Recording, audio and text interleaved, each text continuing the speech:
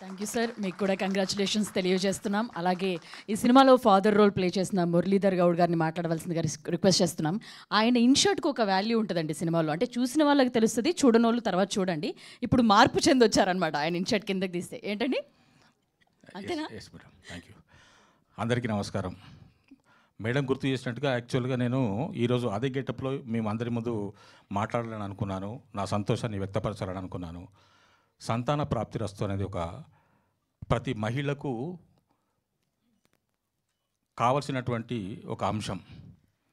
అటువంటి సున్నితమైనటువంటి ఒక కథా వస్తువుని తీసుకొని సంజీవ్ రెడ్డి గారు అద్భుతంగా తీసినటువంటి సినిమా సంతాన ప్రాప్తిరస్తు. మేము ఆశించినట్టుగానే సినిమా విజయవంతమైంది, మీ అందరి అభిమానం పొందింది. ప్రేక్షకులందరూ చూసిన వాళ్ళు బాగుంది అని ప్రశంసిస్తున్నారు. అది చాలు. ఇది ఇంకా ముందుకు వెళ్ళాలని, ఇంకా విజయవంతం కావాలని కోరుకుంటున్నాను.